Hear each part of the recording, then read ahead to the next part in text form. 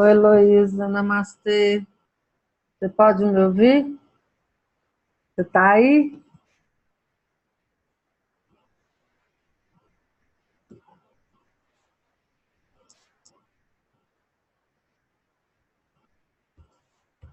Como a Luciana vai demorar um pouquinho, eu vou iniciar, ok?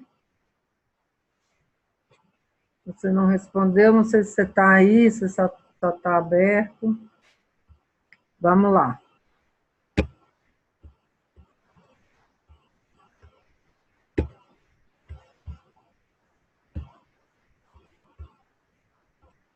Bom, nós vamos continuar lendo o capítulo 5 do livro O Novo Mundo, O Despertar de uma Nova Consciência, do Eckhart Tolle. Estamos na página 85. Nossa história, porém, é formada por lembranças mentais e emocionais. Nesse capítulo está falando sobre os pensamentos, as emoções, os sentimentos, a reação do corpo, né, o apego da mente, né, às sensações, às emoções vividas no passado. Né? Então, vamos dar continuidade nisso, né, no apego aos pensamentos. Nossa história, porém, é formada por lembranças mentais e emocionais, emoções antigas que são revividas continuamente. Assim como o monge que carregou o fardo do ressentimento por 5 horas, alimentando-o com pensamentos, a maioria das pessoas leva consigo uma grande quantidade de bagagem desnecessária, tanto mental quanto emocional, ao longo de toda a vida. Esses indivíduos se limitam com ressentimentos, arrependimentos, hostilidade e culpa. Seu pensamento emocional se torna seu eu, e assim eles se apegam a velhas emoções, porque essas fortalecem sua identidade. Foi isso que eu disse antes, né? A pessoa incorpora aquela emoção, aquele sentimento, né? O ressentimento, chama até ressentir, quer dizer, fica sentindo, né, aquele sentimento, aquela emoção, durante toda a vida, né? Então aquilo ali passa a ser parte dela.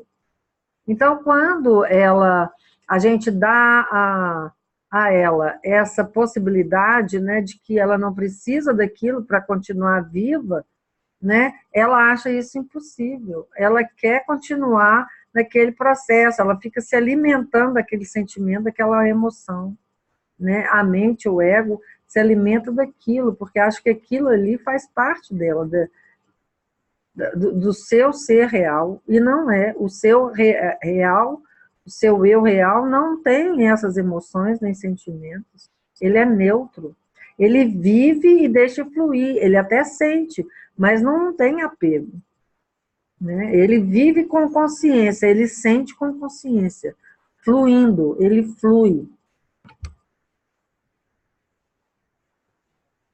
Por causa da tendência humana de perpetuar emoções antigas, quase todo mundo carrega no seu campo energético um acúmulo de antigas dores emocionais, que eu chamo de corpo de dor.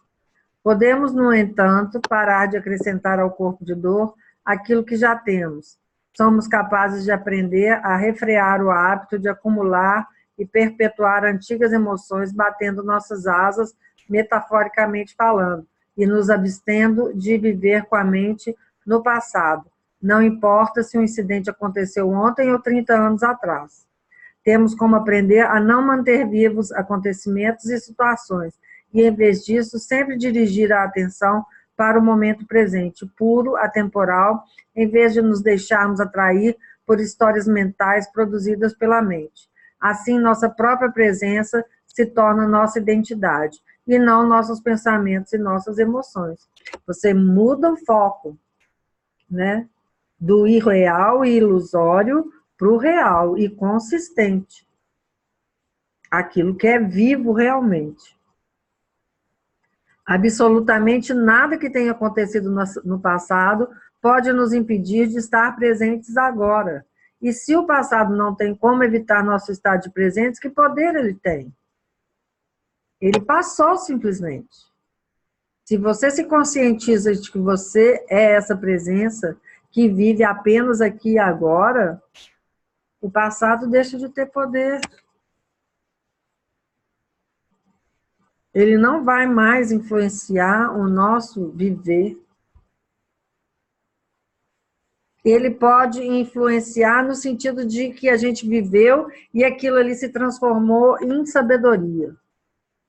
Utilizarmos essa vivência como sabedoria. Apenas isso.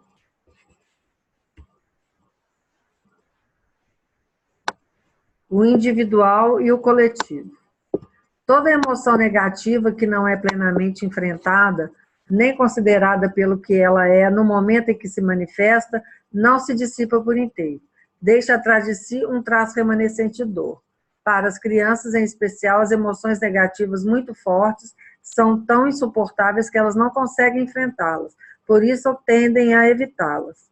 Na ausência de um adulto consciente que as oriente com amor e sensibilidade a lidar de forma direta com esse tipo de emoção, a decisão de não sentir é, na verdade, a única opção da criança naquele momento. Ela não tem como metabolizar aquilo, né? E por isso ficam esses traumas, às vezes, inconscientes, né, na criança, né? Infelizmente, em geral, esse mecanismo básico de defesa continua a vigorar até a vida adulta. A emoção sobrevive sem que a pessoa perceba e manifesta-se de maneira indireta. Por exemplo, como ansiedade, raiva, explosões violentas, mau humor, ou até mesmo como uma doença. Pulou aqui, gente, só um minutinho.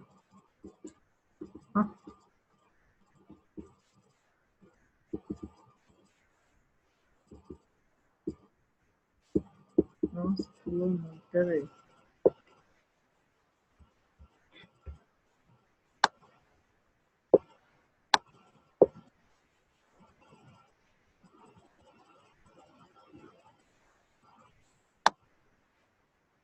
Só um minuto.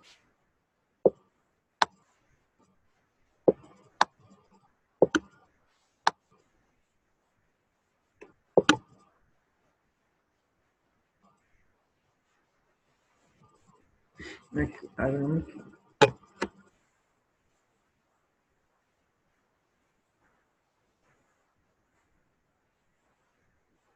Repetir. A emoção sobrevive sem que a pessoa perceba e manifesta-se de maneira indireta, por exemplo, como ansiedade, raiva, explosões violentas, mau humor, ou até mesmo como uma doença. Em alguns casos, ela interfere em todos os relacionamentos íntimos, podendo até mesmo sabotá-los.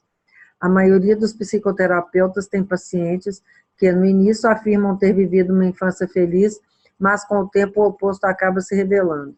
Embora esses exemplos possam ser extremos, ninguém passa pela infância sem experimentar algum tipo de sofrimento emocional. Mesmo que nossos pais vivessem de modo consciente, teríamos sido criados num mundo que em grande parte permanece inconsciente. Porque as crianças não sabem observar essas emoções, né? Não sabem a fonte de onde surgem os seus medos, né? Elas não metabolizaram essas emoções. E se não houver um acompanhamento, né, amoroso, que saiba direcionar a criança para que ela supere aqueles, né, desafios, né, vamos chamar de desafios, essas perturbações, essas emoções, né, ela vai ficar, né, complicada, coitadinha, vai ficar até a vida adulta, às vezes até morrer com esses problemas. As obras de dor deixadas para trás, a cada forte emoção negativa que não é enfrentada, aceita e depois abandonada de forma plena, juntam-se formando um campo energético que vive em cada uma das células do corpo. Elas incluem não só os sofrimentos da infância, como as emoções dolorosas que se agregam a eles depois, na adolescência e durante a vida adulta. E essas dores, em grande parte, são criadas pela voz do ego. É o sofrimento emocional que passa a ser nosso companheiro inevitável quando uma falsa sensação do eu é a base da nossa vida. Esse campo energético de emoções muito antigas, mas ainda vivas, que subsiste em quase todos os seres humanos, é o corpo de dor. O corpo de dor, porém, não tem uma natureza apenas individual. Ele também engloba o sofrimento experimentado por um número incontável de pessoas ao longo da história da humanidade. Essa dor se caracteriza por um conflito tribal ininterrupto, escravidão, pilhagem, sequestros, torturas e outras formas de violência. Tal sofrimento ainda vive na psique coletiva e é aumentado todos os dias, como podemos constatar quando assistimos aos noticiários ou presenciamos os conflitos nos relacionamentos entre as pessoas. O corpo de dor coletivo é provavelmente codificado dentro do DNA de cada ser humano, embora não o tenhamos descoberto ainda. E é verdade que a gente traz no DNA também, né, aspectos dos nossos antepassados, né, que geram karmas familiares, que nós trazemos, né, conosco. Por isso, às vezes, é interessante a gente descobrir as nossas origens, né? Às vezes dá ajuda a gente a entender um pouquinho do que acontece nos dias de hoje, no aqui e agora, né? De aspectos familiares, dos nossos karmas familiares, dos relacionamentos dentro da família. Às vezes é interessante isso. Apenas para que haja um entendimento, né? Todo recém-nascido traz um corpo de dor emocional. No caso de alguns bebês, ele é mais pesado e mais denso do que em outros.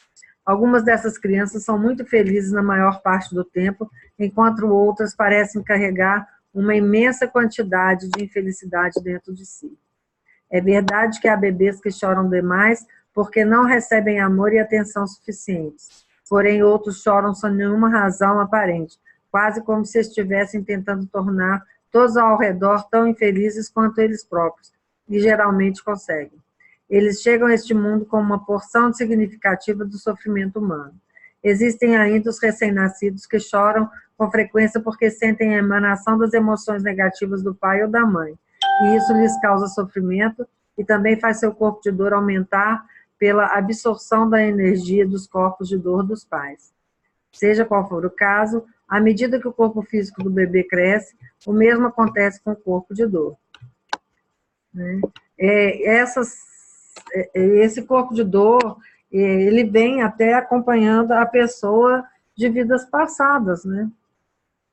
Porque a memória, o ego, né, ele continua ainda.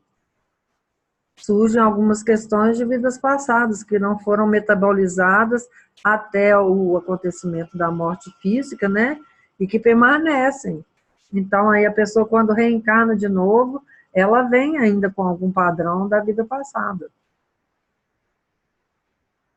Alguma tendência egóica, alguma coisa que precisa, né, que vai se transformar nesse padrão, né, de comportamento, né, de ser, né, que vai continuar a fazer parte do ego dela. Uma criança pequena que tem um corpo de dor leve não será necessariamente um adulto mais avançado, em termos espirituais, do que alguém com um corpo de dor denso. Na verdade, em geral, acontece o contrário. Quem tem um corpo de dor pesado costuma ter mais chance de despertar espiritualmente do que quem possui um corpo de dor leve. Embora algumas dessas pessoas permaneçam presas ao seu corpo de dor pesado, muitas chegam ao ponto em que não conseguem mais viver com a infelicidade, e assim sua motivação para despertar se fortalece. O despertar, como eu já disse antes também, ele acontece geralmente após uma crise muito grande, né? Onde a pessoa se depara, né, com os seus demônios, né?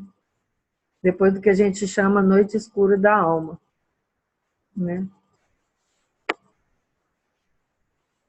Porque o corpo de Cristo em sofrimento, sua face distorcida em agonia e seu corpo sangrando com numerosos ferimentos é uma imagem tão significativa na consciência coletiva da humanidade? Milhões de pessoas, sobretudo na época medieval, não teriam tido uma afinidade tão profunda com ele, caso alguma coisa dentro delas mesmas não estivesse em consonância com essa imagem, se elas não a tivessem inconscientemente reconhecido como uma representação exterior da sua própria realidade interior, o corpo de dor. As pessoas ainda não estavam conscientes o bastante para reconhecê-lo dentro de si mesmas. Porém, era o começo da sua tomada de consciência em relação a ele. Cristo pode ser considerado o arquétipo humano, incorporando tanto o sofrimento quanto a possibilidade de transcendência.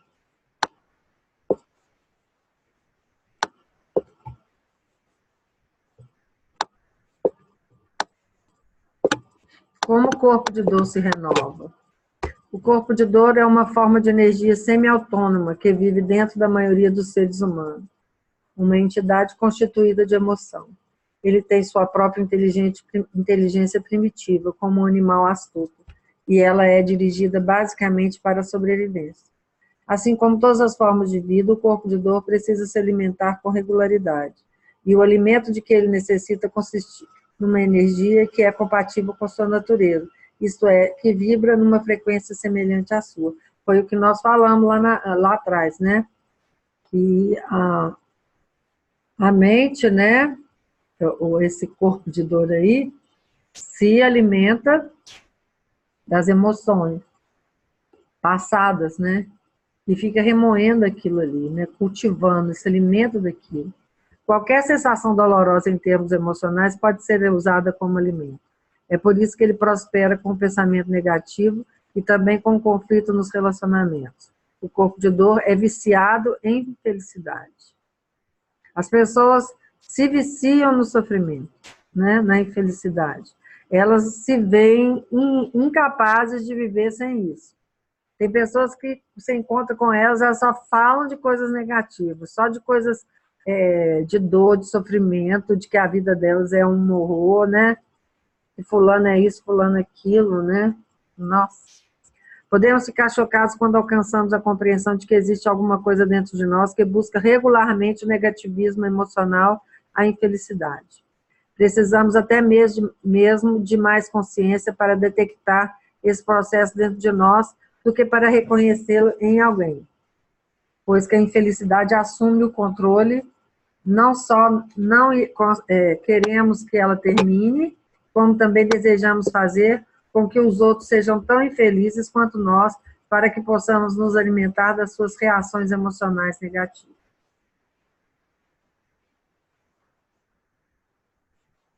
Vira aquela coisa, né?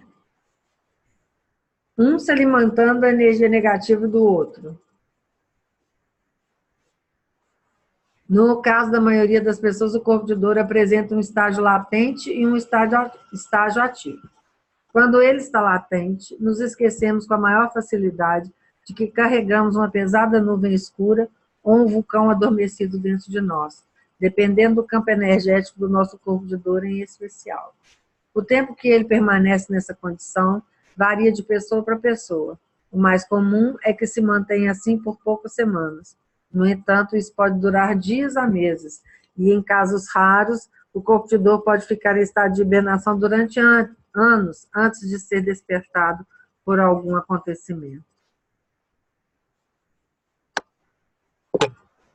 Uma loucura isso, né, gente? Mas faz parte, é aquilo que eu disse, né? Faz parte do processo. Como o corpo de dor se alimenta dos pensamentos? O corpo de dor desperta da sua dormência quando sente fome, na hora de se realimentar. Mas isso também pode ser provocado por um acontecimento a qualquer momento.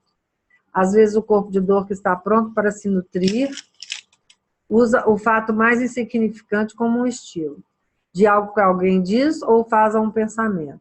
Se vivemos sozinhos ou caso não haja ninguém próximo a nós no momento, ele irá se alimentar dos nossos pensamentos, que de repente se tornarão profundamente negativos. Em geral, não temos consciência de que, pouco antes do surgimento desse fluxo de pensamentos ruins, uma onda de emoções invade nossa mente na forma de um humor sombrio e pesado, de ansiedade ou de raiva extrema. Todo pensamento é energia, e nesse instante o corpo de dor está se abastecendo com essa energia. Contudo, ele não pode se alimentar de qualquer pensamento. Não precisamos ser especialmente sensíveis para observar que os pensamentos positivos têm um dom de sentimento diferente daqueles que são negativos. É a mesma energia, porém ela vibra em outra frequência. O corpo de dor não consegue digerir um pensamento feliz. Ele só tem capacidade para consumir os pensamentos negativos porque apenas esses são compatíveis com seu próprio campo de energia. Todas as coisas são... Quer dizer, eu já vi isso, né? A pessoa que é assim, né, que fica alimentando o corpo de dor, você pode falar com ela alguma coisa boa, alguma coisa positiva que traria, né, felicidade, traria bem-estar, mas a pessoa fecha os ouvidos para aquilo. Ela não quer ouvir, ela simplesmente se nega a ouvir algo que vá mudar aquele pensamento negativo dela.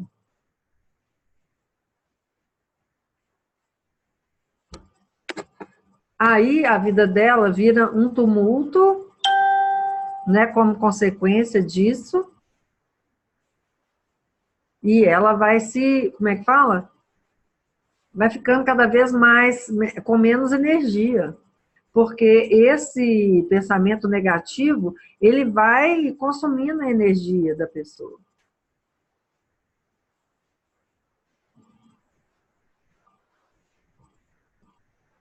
A pessoa se fecha naquele mundo, naquele corpo de dor, e vai se alimentando daquilo mesmo, ela se torna alimento dela mesma, né, dessa energia negativa. É um processo autodestrutivo, quase. Quase não, é. Mas, por sorte, o universo é misericordioso e vai estar sempre cutucando a pessoa para ela acordar, né?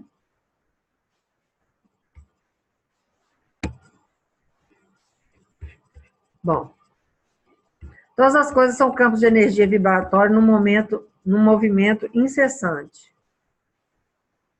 A cadeira em que estamos sentados ou o livro que seguramos nas mãos parecem sólidos e imóveis somente porque é assim que nossos sentidos percebem sua frequência vibratória. Isso é, o movimento contínuo das moléculas, dos átomos, dos elétrons e das partículas subatômicas, elementos que juntos criam aquilo que percebemos como uma cadeira, um livro, uma árvore, um corpo, etc. O que consideramos matéria física é energia vibratória, em movimento, numa determinada extensão de frequências. Os pensamentos são constituídos dessa mesma energia, que vibra numa frequência superior à da matéria, e é por isso que não podem ser vistos nem tocados. Eles têm sua própria extensão de frequências, com os pensamentos negativos na extremidade inferior da escala e os pensamentos positivos na extremidade superior. A frequência vibratória do corpo de dor encontra eco na dos pensamentos negativos. Assim, apenas estes últimos podem alimentá-lo. O padrão usual de pensamento para criar emoções é revertido no campo do corpo de dor, pelo menos no início. A emoção que parte dele adquire rapidamente o controle do pensamento. E uma vez que a mente é dominada pelo corpo de dor, o pensamento se torna negativo. A voz na nossa cabeça começa a contar histórias tristes, cheias de ansiedade e rancor, que podem falar sobre nós, nossa vida, outras pessoas, o passado, o futuro ou acontecimentos imaginários. Essa voz será de censura, acusação, queixa, fantasia. E estabeleceremos uma total identificação com qualquer coisa que ela diga, acreditando em todos os seus pensamentos distorcidos. A essa altura, o vício da infelicidade terá se instalado em nós. Ah, que coisa. Mas é assim mesmo que acontece. Fica essa energia, né, ali acumulada, né? E a pessoa, quanto mais ela pensa, mais alimento ela tem para isso, porque ela não pode se alimentar do outro, porque ela está sozinha, vamos dizer que ela esteja sozinha. Então, ela se alimenta dos próprios pensamentos negativos.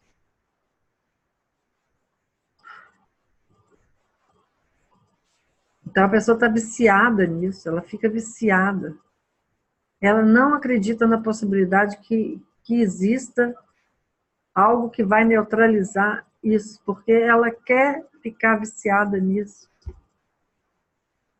Parece que gosta de sofrer.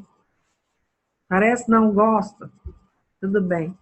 Não é que sejamos incapazes de deter o trem dos pensamentos negativos. O mais provável é que nos falte vontade de interromper seu curso. Isso acontece porque, nesse ponto, o corpo de dor está vivendo por nosso intermédio, fingindo ser nós. E, para ele, a dor é prazer. É o que eu falei, ele gosta de sofrer. Ele devora ansiosamente todos os pensamentos negativos. Na verdade, a voz corrente da nossa cabeça torna-se a voz dele.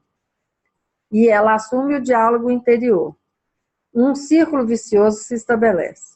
Todo pensamento nutre o corpo de dor, que por sua vez produz mais pensamentos. Em algum momento, após algumas horas, ou até mesmo depois de poucos dias, ele estará realimentado e retornará ao seu estágio latente, deixando para trás um organismo exaurido e um corpo físico muito mais suscetível à doença. Se ele lhe parece um parasita psíquico, você está certo. É exatamente o que ele é. Uma loucura isso, né? A pessoa se alimenta desses pensamentos, fica nesse círculo vicioso, né? Pensa e cultiva o sentimento, ela pensa e ressente o sentimento, ela pensa e ressente o sentimento. Fica aquela que a gente chama curtindo fossa, aquilo que a gente fala, né? Entra na depressão, porque fica curtindo aquilo ali, né? Fica marinando aquele pensamento, aquele sentimento, aquela emoção. Vive e revive aquilo constantemente. E como ele disse aqui antes, às vezes basta uma palavra de alguém, um livro que ela lê, uma fala num filme, qualquer coisa que seja, reaviva aquilo nela de novo e ela lá volta a pensar naquilo outra vez. Nossa, uma loucura isso. Continuando aqui. Como o corpo de dor se alimenta do conflito? Se houver outras pessoas por perto, em geral nosso parceiro ou nossa parceira, ou um parente próximo, o corpo de dor tentará provocá-los, levá-los ao limite, como se diz, para que possa se nutrir do conflito que resultará disso. Nossa, isso existe. Não digo que é em toda a família, mas em algumas isso é uma loucura. Todos contribuem para aquele estado vibracional, né? Aquela família colabora para que o estado vibracional ali daquele ambiente permaneça um estado de tensão contínuo, um estado de sofrimento contínuo. Um alimenta o outro desses sentimentos, né, de baixa vibração e não saem disso. Fora dali, eles podem até ter uma vida aparentemente, né, normal, entre aspas. Mas chega em casa, entra naquele esquema de novo.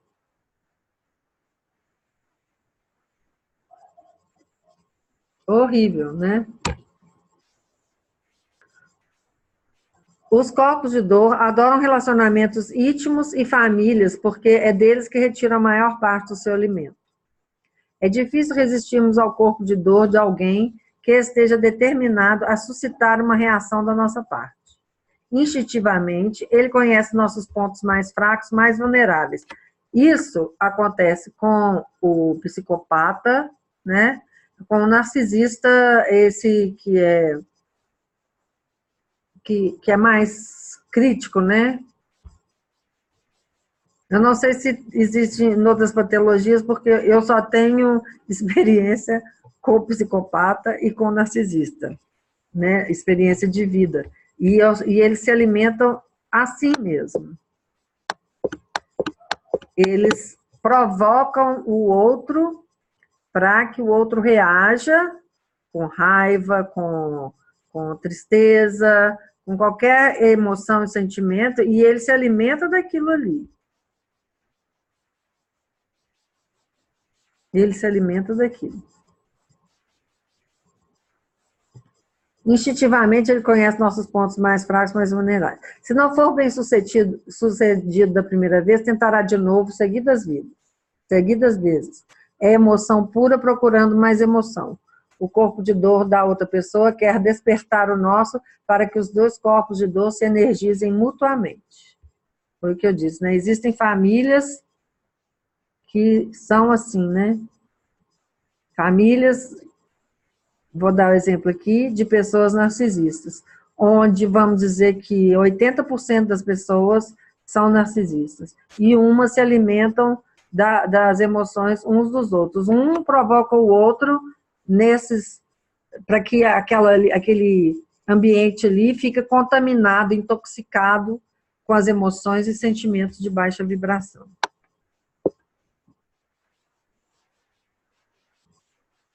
Muitos relacionamentos são marcados por episódios violentos e destrutivos envolvendo o corpo de dor. Esses enfrentamentos costumam ocorrer em intervalos regulares. Para uma criança pequena, é uma dor quase insuportável ter que testemunhar a agressividade emocional dos corpos de dor dos pais, embora essa seja a sina de milhões de crianças em todo o mundo, o pesadelo da sua existência cotidiana. Essa é também uma das principais maneiras de se transmitir o corpo de dor humano de uma geração à outra, né? Foi o que eu disse. Depois de cada incidente desse tipo, os parceiros se reconciliam e se estabelece uma fase de paz relativa que terá a duração que o ego permitir. Nossa Senhora! E é isso. O consumo excessivo de álcool costuma fortalecer o corpo de dor, sobretudo no caso dos homens, mas isso também ocorre com algumas mulheres. Quando uma pessoa se embriaga, ela passa por uma completa mudança de personalidade, enquanto o corpo de dor assume o controle. Em geral, um indivíduo profundamente inconsciente, cujo corpo de dor está habituado a se realimentar por meio da violência física, a direciona para o cônjuge ou para os filhos.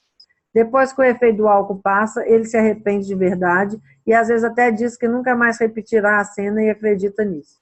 Porém, a pessoa que está falando e fazendo promessas não é a entidade que cometeu a violência. Não é. Tanto que às vezes chega até ao cúmulo da pessoa se esquecer completamente do que aconteceu. Assim podemos ter certeza de que aquilo acontecerá de novo por vezes seguidas, a não ser que essa pessoa se torne presente, reconheça o corpo de dor em si mesma e abandone sua identificação com ele.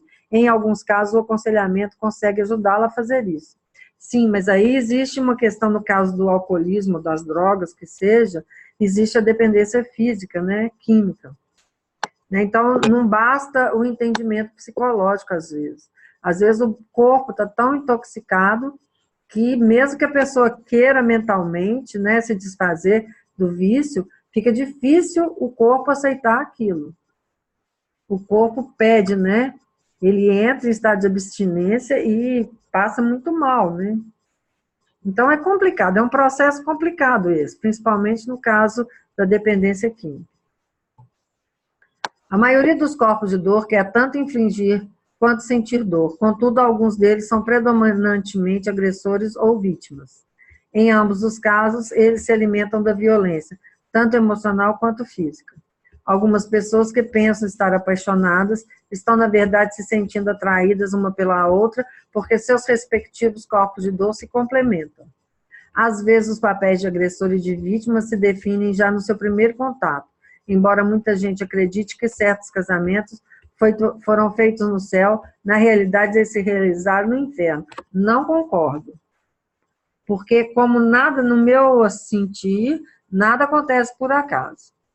Então, essas pessoas também, elas se encontram para aprenderem e evoluírem juntas. Mesmo que esse relacionamento seja doloroso, elas vão tendo insights, porque nós somos observadores por natureza. Somos seres sencientes por natureza. Então, a tendência é que nos observemos, nós nos reconheçamos como seres além desses pensamentos, da mente, desse campo, desse corpo de dor, e que a gente assuma a presença que nós somos. Todos, antes de despertar, passam pelo corpo de dor, e o corpo de dor está presente na vida de todo mundo, em menor ou maior intensidade. Então, eu não concordo que as pessoas, que esses encontros não sejam, que não tenham objetivo. O objetivo de tudo na existência é para que a gente desperte. Todos os acontecimentos, todas as circunstâncias, todas as pessoas que surgem nas nossas vidas são impulsionadores do nosso despertar. Ok? O inferno está na mente da pessoa, né? Nessas pessoas que vivem disso, mas elas vivem enquanto não se percebem. Elas estão no processo de reconhecimento. Todos nós estamos. Se você já conviveu com um gato, deve ter percebido que até mesmo quando esse animal aparenta estar dormindo, ele sabe o que está se passando ao redor, pois ao menor ruído inesperado, suas orelhas se direcionam para a fonte do barulho e seus olhos podem até se entreabrir ligeiramente. Com os corpos de dor latentes, acontece a mesma coisa. Em algum nível, eles ainda estão despertos, tá vendo? Foi o que eu disse. Prontos para entrar em ação quando o estímulo adequado se apresenta. Bom, aí ele está falando do corpo de dor, né? Mas, por trás do corpo de dor, o que existe? Existe a consciência. E a consciência é sempre desperta. O que nos faz viver não é o ego, não é o corpo de dor, é a consciência. É a consciência que nos impulsiona pela vida. Que aparentemente está obscurecida pelo ego, que gera esse corpo de dor.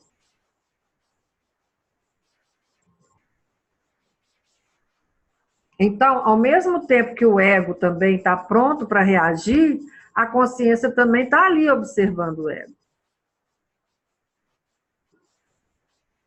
A consciência está sempre presente. Indubitavelmente.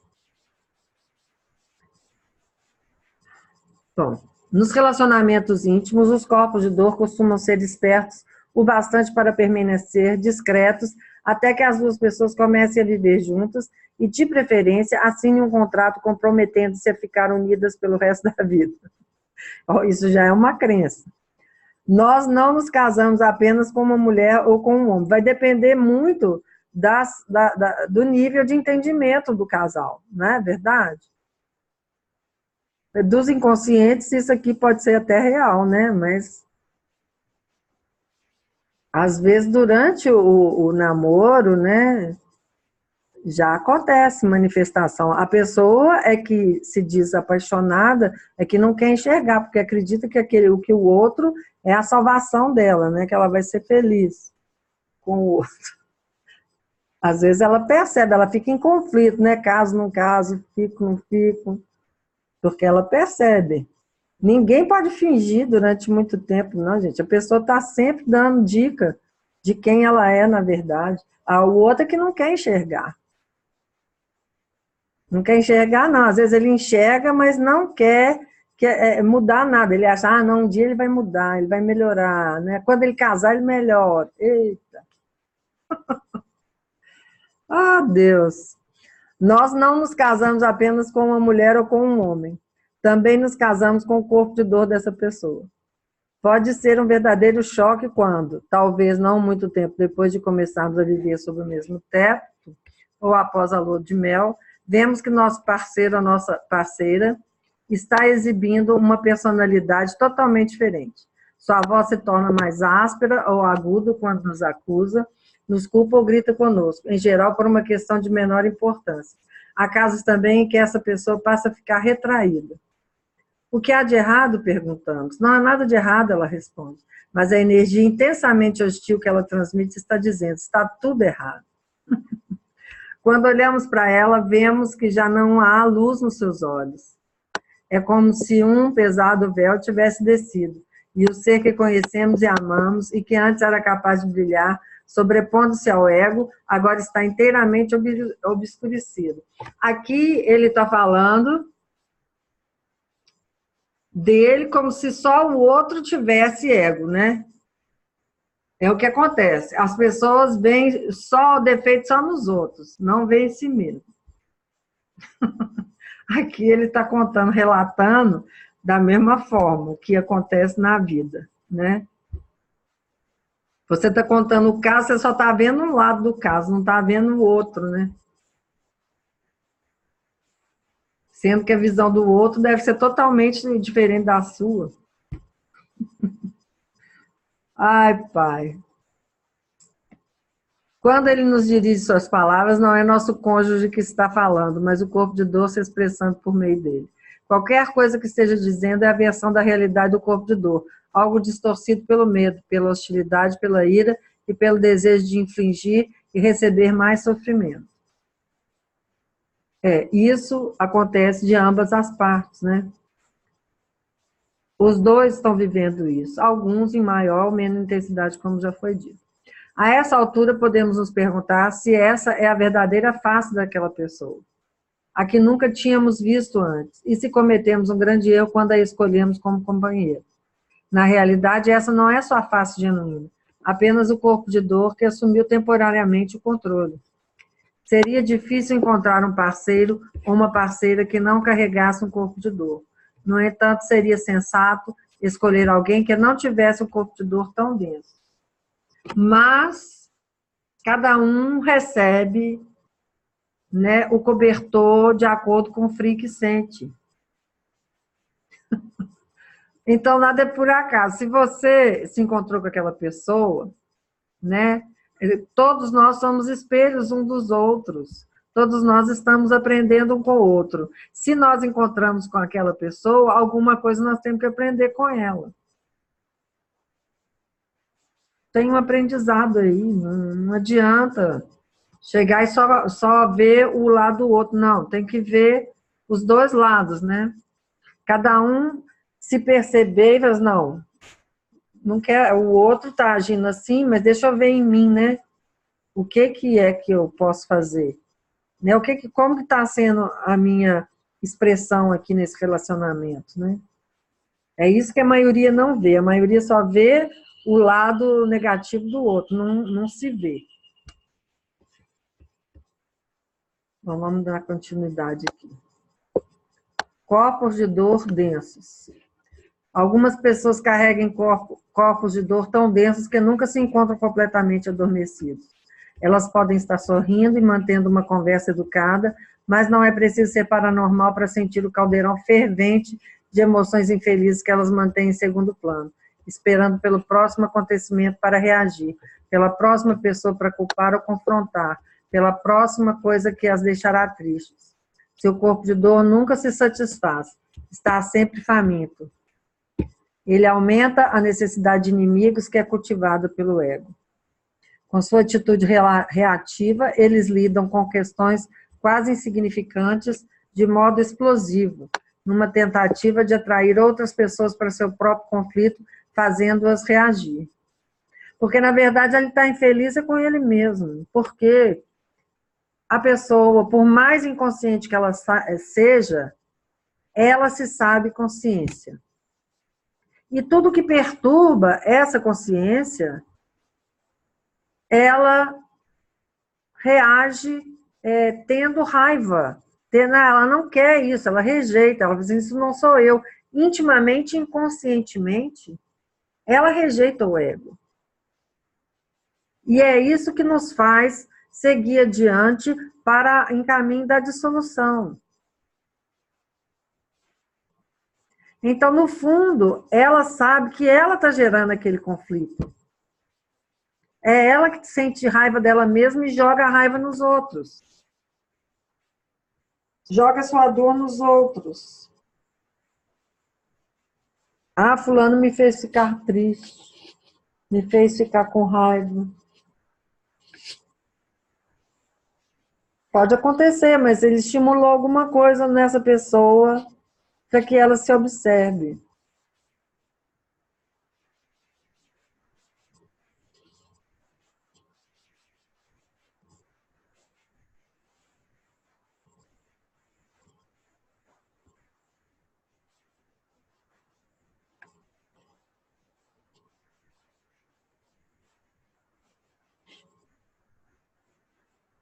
Algumas delas se envolvem em batalhas longas e sem sentido, ou em casos judiciais com organizações ou indivíduos. Outras são consumidas por um rancor obsessivo em relação ao ex-cônjuge ou parceiro. Inconscientes da dor que carregam dentro de si, eles a projetam com sua reação nos acontecimentos e nas situações. Dada a sua completa falta de autoconsciência, essas pessoas não conseguem perceber a diferença entre um fato e sua reação a ele. Para elas, a infelicidade e até mesmo a própria dor estão no acontecimento ou na situação. Como não estão conscientes do seu estado interior, nem sequer sabem que estão profundamente infelizes, que estão sofrendo.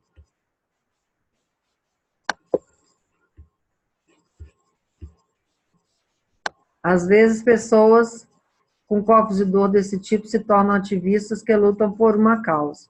O lema que defendem pode ter, de fato, seu valor, e elas, a princípio, podem até ser bem-sucedidas na execução das coisas. No entanto, a energia negativa que flui do que elas dizem e fazem, bem como sua inconsciente necessidade de criar inimigos e conflitos, tende a produzir uma oposição crescente à sua causa. Essas pessoas também costumam fazer desafetos dentro da própria organização, porque não importa onde estejam, descobrem motivos para se sentir mal. Assim, seu corpo de dor continua a encontrar exatamente o que está procurando. E ele continua inconsciente, né? Mas confiamos, né, que de alguma forma, em algum tempo, essa pessoa vai despertar. O entretenimento, a mídia e o corpo de dor. Vamos ler só mais esse parágrafo aqui. Se você não tivesse familiaridade com nossa civilização contemporânea, caso tivesse acabado de chegar de outra época ou de outro planeta, uma das coisas que mais o impressionariam seria constatar que milhões de pessoas adoram ver seres humanos matar e infligir dor uns aos outros e chamam isso de entretenimento, e que pagam para ter essa diversão. Que loucura, né? Antigamente isso era real, né? Quando tinha o Coliseu lá em Roma, né? Que centenas, ou não sabia, não sei quantas pessoas cabiam no Coliseu, mas aquele monte de gente vendo as pessoas lutarem, ou então se matarem, né? Chegavam a se matar, ou então os animais devorarem as pessoas. Hoje em dia não é muito diferente, né?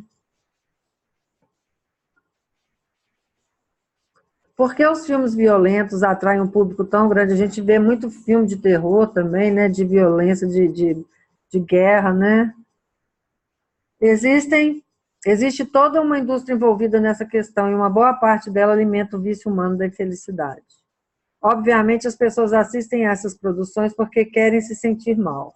O que há nos indivíduos que adoram se sentir mal e dizer que isso é bom? O corpo de dor, é claro. Há uma participação considerável da indústria do entretenimento nesse processo. Portanto, além da atitude reativa, do pensamento negativo, do conflito pessoal, o corpo de dor também usa a tela do cinema e da televisão para se renovar por meio deles. Corpos de dor escrevem e produzem esses filmes e corpos de dor pagam para vê-los. Que coisa! E é o que acontece. Será sempre errado mostrar a violência e tê-la na televisão e no cinema? Toda essa violência alimenta o corpo de dor? No atual estágio evolucionário da humanidade, ela não só permeia tudo, como se encontra em ascensão, enquanto a antiga consciência egóica, ampliada pelo corpo de dor coletivo, se intensifica antes da sua inevitável extinção. É o que eu acho.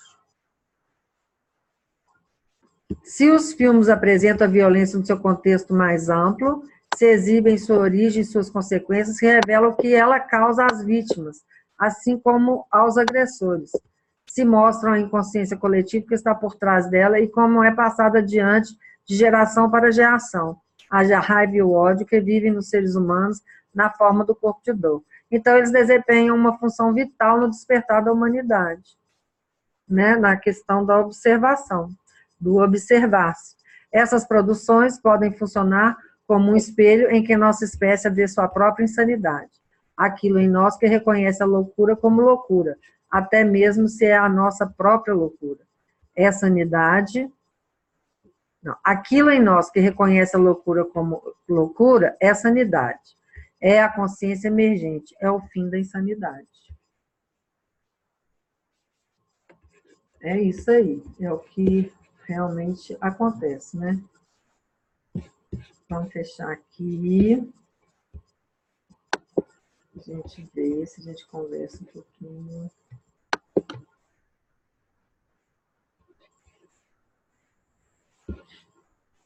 Oi, Luciana. Namastê. Oi, namastê. Oi. Tudo bem? Tudo bom? E aí? A Heloísa até estava aqui no início, depois ela sai. Mas é realmente a realidade, né? Isso, né? Desse corpo de dor. As pessoas se alimentam, você não estava aí no início, mas a gente falou, né? De como que esse corpo de dor, ele é criado através das emoções mal, que não são observadas, né? E continua, né? A pessoa continua se alimentando dessa emoção, né? Até Eu chegar aí. peguei essa parte, Você pegou? Pois é. que Então, se atrai uma pessoa também com corpo de dor, sim, é. que pode ter uma ressonância, que E fala eu do acho casamento, né? isso. E eu acho até interessante, porque às vezes sozinho, né, a pessoa não é capaz de perceber. Ela vai perceber quando ela está com outra pessoa. Porque como o outro é espelho, né, fica mais fácil dela perceber se ela estiver sozinha, né? Eu acho que quando você, por isso que a gente fala que você viver junto com outras pessoas, fica mais fácil o processo de despertar. Porque tudo bem, tem monge que vai para dentro da caverna lá no Himalaia e fica lá meditando, né, e tal. Eu já até falei daquele filme Sansara, não sei se você acabou assistindo, que é justamente isso. Sozinho, a pessoa, ela até entra num nível de, né, ela mergulha, ela fusiona no vazio, mas ela não tem experiência, né, no mundo. É preciso haver experiência para que tudo fique claro para ela. Então, eu acho que o corpo de dor só fica visível realmente quando nos relacionamentos.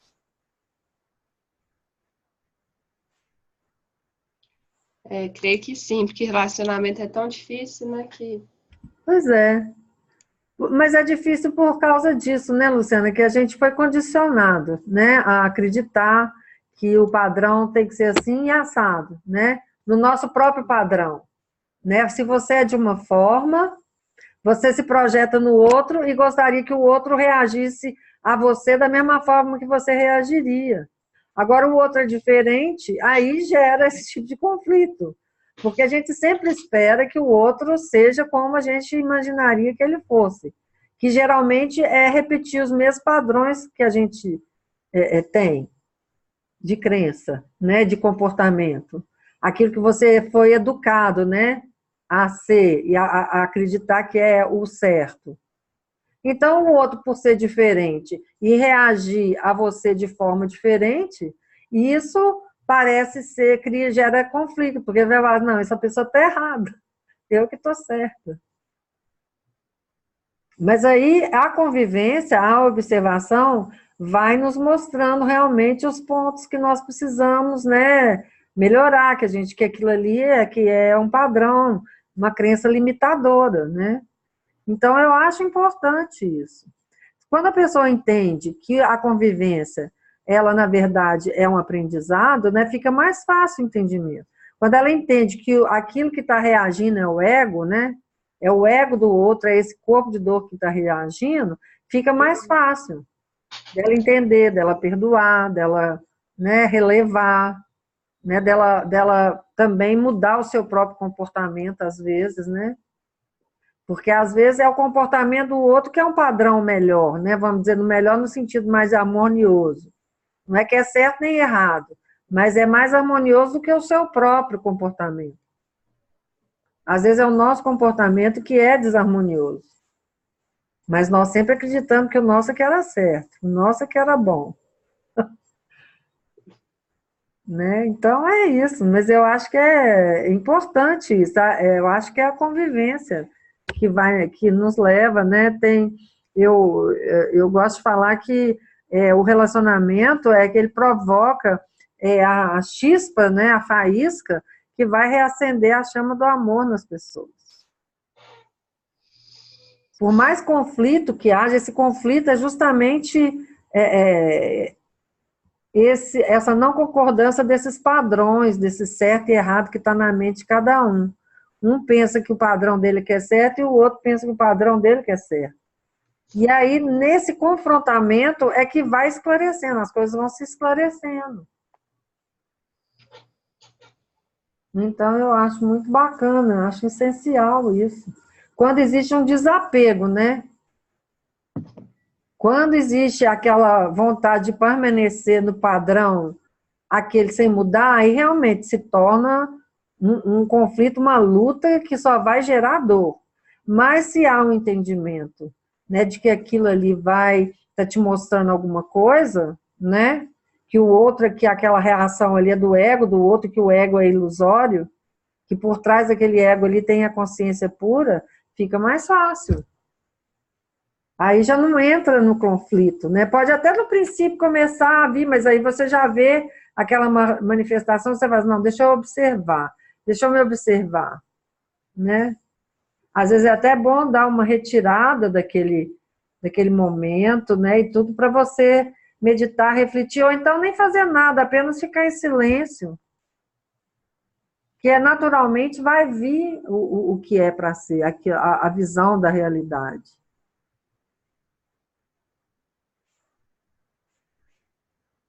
Então, eu acho que é legal demais. Eu acho... A princípio vai parecer o inferno, igual o Eckhart Tolle falou. Mas pode se tornar o céu se você ter o entendimento. Tudo é o entendimento. Na hora que há o entendimento, pronto. Acaba o inferno. O entendimento junto com o desapego, com o abrir mão. Porque aí você entende o processo, visualiza o que é e o que não é, o que é real e o que é ilusão, né? Os padrões que estão distorcidos, né? E abre mão disso, né? Abre mão dos padrões, das crenças, e aí se estabiliza. Aí vem a harmonia. Aí se estabelece o céu.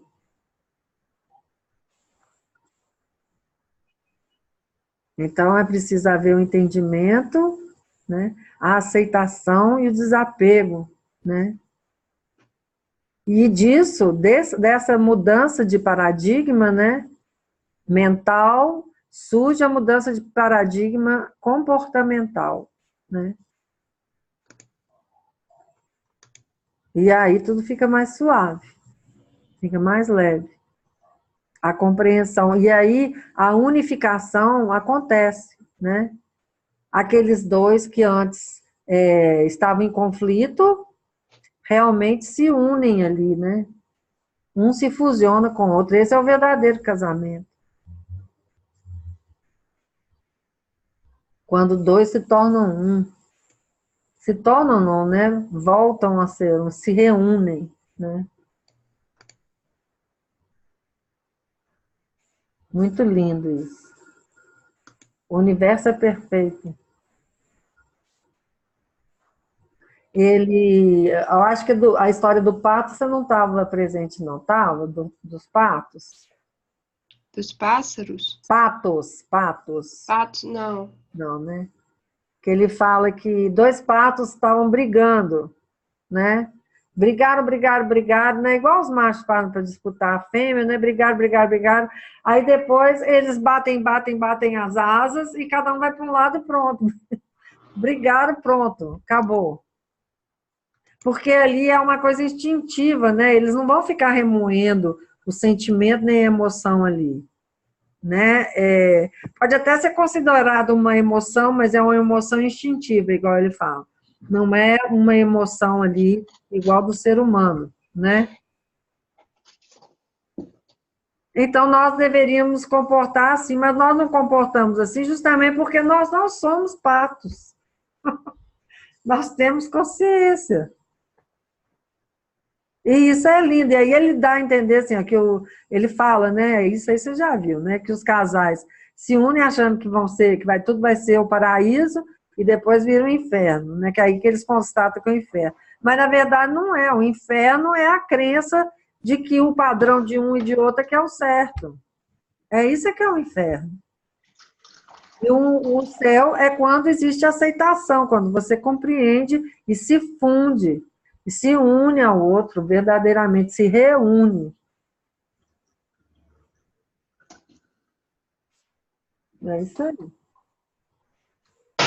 Quer falar mais alguma coisa? Uhum. Eu não consigo, assim, ver na prática muito o que seria isso se unir ao outro, mas Hum, eu vejo que, assim, com certeza, de cada relacionamento que eu tive, desse que eu tenho agora, hoje eu tenho muito mais maturidade, é um relacionamento que para mim, eu me sinto mais livre, menos dependente, sabe? aham, Que eu consigo é, passar assim por mais frustrações, eu consigo perceber que tem muita projeção, né? aham, Mas eu acho que eu tenho um pouco de dificuldade para saber assim o quanto eu estou sendo compassiva e compaixão e tendo compaixão e o tanto que eu estou tendo dificuldade para pôr limite, entendeu? ah, entendi, E o que seria isso dessa união dos dois, entendeu? entendi. Isso para mim ainda não é muito claro, mas Mas você está caminhando, você está no processo porque você está em observação, né? Você está observando, né? Porque isso só vai acontecer realmente quando os dois estiverem no mesmo nível de entendimento.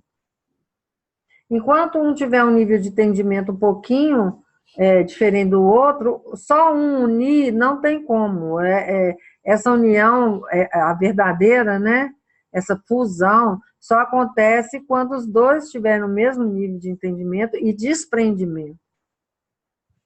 nossa, então vai ser hoje em dia impossível, É porque eu, quando eles falam em... eu tenho a cabeça muito aberta e meu companheiro tem a cabeça fechada.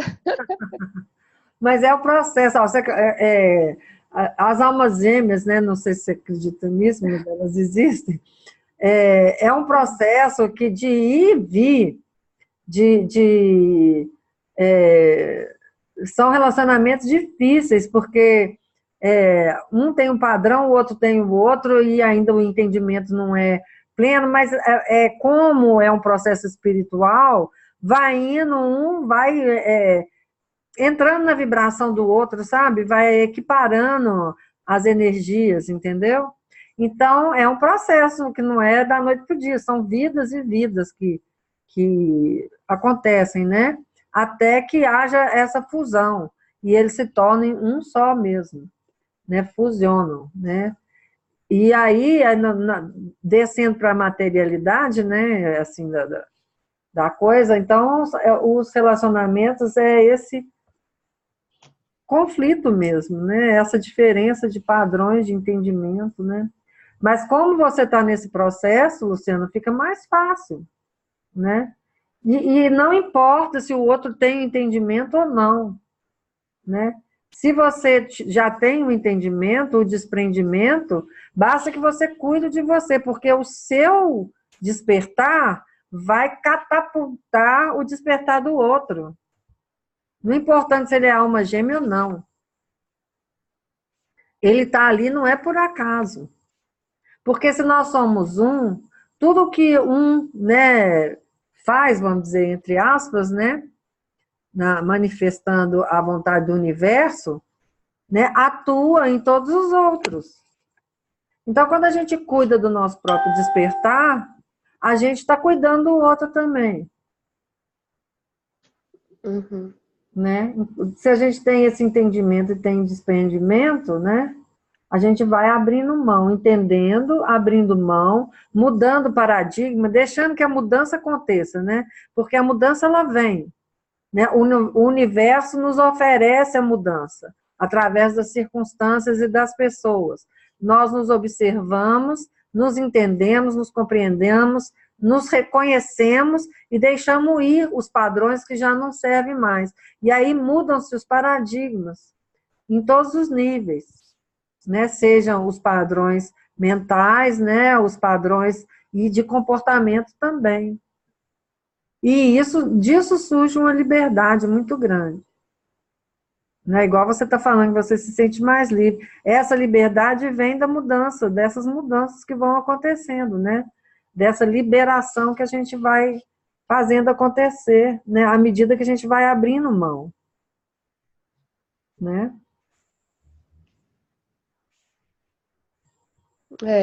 Essa liberdade de tanto de poder falar assim mais coisas com ele, mas assim é claro que ainda não é uma liberdade total, mas mais liberdade. Certo, E porque ele assim, ele também eu tenho que respeitar a abertura dele, né? certo. E se ele me permitisse, eu ainda teria mais liberdade para falar tudo, mas eu respeito também até onde que, que eu posso ir, né? Aham, O limite dele também. Mas ele tem essa liberdade, eu também, de cada um fazer muitas coisas que gosta, certo. que precisa, assim, de dar o espaço que o outro precisa, sabe? Aham, Isso certo. ele tem que é muito bom e que eu tenho também. Então, assim, não me impede meus retiros, meus cursos, nada impede porque ele não concorda com o Certo. caminho espiritual, Ah, mas ele aceita ah, eu eu fazer as minhas coisas, entendeu? entendi. Isso já é ótimo, né? Isso é ótimo. Porque aí ele não está bloqueando, porque senão ia gerar sofrimento para você, né? E para ele também, né? Quando abre mão, porque isso é uma forma dele abrir mão, né? Daquilo que ele. Se ele não concorda, mas ele abre mão de alguma forma, aquilo ali está atuando nele de alguma forma, né? Esse abrir mão. Então está sendo positivo para ele e para você. Porque quando existe o bloqueio, aí é que gera o sofrimento, né? Quando um não deixa o outro ser aquilo que ele é, né? Aí é complicado. Aí vai chegando um ponto que é impossível a convivência, né? É. Mas assim, o que eu queria mesmo é que ele me acompanhasse nas minhas coisas, mas aí eu tenho que respeitar também Sim, que o caminho dele não é esse, né? Que ele tem o caminho dele, que o que é bom para mim às vezes não é bom para ele, é. e ele Tem que respeita. ver os pontos em comum que trazem paz e felicidade para você. E tentar aprender com as diferenças. Se não for possível, né, larga a diferença para lá. Né? Põe em evidência apenas as coisas boas, né, os pontos em comum. Eu só não gosto muito que às vezes ele vai falar Ah, dos meus cursos, ele diminui, sabe? sei, sei. Mas eu vejo também que faz parte de algum processo dele, assim, de segurança, ou ciúmes. E, Ele acha, tipo assim, que estão me fazendo lavagem cerebral, que não sei o quê, assim, ele fala umas coisas que ele é muito cético, sabe? sei, sei. Aham. Mas, assim, é, são essas coisas que eu poderia ter certas dificuldades também, com Hum, outras dificuldades, com uma pessoa que tivesse no mesmo caminho que eu, poderia ter outras dificuldades, né? entendi. Pois é. Assim, quase não briga muito, mas tem essa questão da gente ter caminhos espirituais muito distintos. Sim. Mas mesmo assim, são questões a serem observadas, né? Não é por acaso que ele está na sua vida que você está na vida dele. Os dois, de alguma forma, estão aprendendo algumas coisas, né? Juntos. Sim, com certeza. Então é isso, né? É uma questão da observação, entendimento, aceitação e desapego, né? Hum, Que aí, com isso, esse corpo de dor vai se dissolvendo, né? hum. É uma coisa, faz parte. E o amor é livre, né? Então, assim, o verdadeiro amor dá liberdade para o outro, Sim, até não gostar de você ou dele fazer o que ele necessita, né? exatamente. É liberdade mesmo, liberdade total, né? Ele só não pode te fazer sofrer no sentido de bloquear aquilo que você é, né? É só isso. Você pode deixar ele ser o que ele quiser ser, mas não te ferir na sua natureza. É, ele às vezes me fere. Eu acho que também às vezes eu devo ferir ele, mas eu tenho a consciência de tentar ferir o menos possível, sabe? Certo. Mas claro que às vezes também. Mas aí E... você mesmo falou, né, a questão do limite, né? Cada um conhece o seu limite, né, daquilo que vai, mesmo que ainda você siga algum padrão, porque é natural, claro, você não vai desfazer todos os seus padrões da noite para o dia, né? É através da observação. Então, se você ainda tem algum padrão que aquilo ali faz você acreditar que aquilo ali faz você sofrer ou não, né? Aquilo também deve ser respeitado, né? É igual você está respeitando o dele, o entendimento dele. Então, da mesma forma, de um lado para o outro, né? Eu Uhum. acho que, e agora eu acho que tudo se resolve com o diálogo, né? Quando a pessoa expressa o que sente, né? E também aquilo que gostaria que fosse, né? Porque mesmo que seja um padrão ainda de crença, né? É o que é, né? Então é aquilo, é aquela coisa do amor mesmo, é a aceitação de ambos os lados, de compreensão, de respeito, né? Não importa o nível de entendimento que as pessoas estejam, né?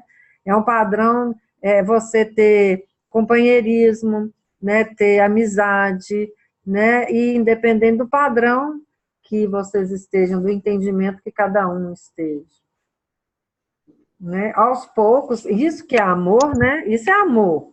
Respeito, compreensão, companheirismo, isso é amor, né? Esse amor, essa vivência, convivência de respeito, amor, amizade, cumplicidade, vai indo, os dois vão crescendo com aquilo, né? Os padrões vão mudando, né? A pessoa vai percebendo, vai enxergando, vai abrindo mão disso, abrindo mão daquilo, né? Um cede, o outro cede, e vai acontecendo o aprendizado, né? É.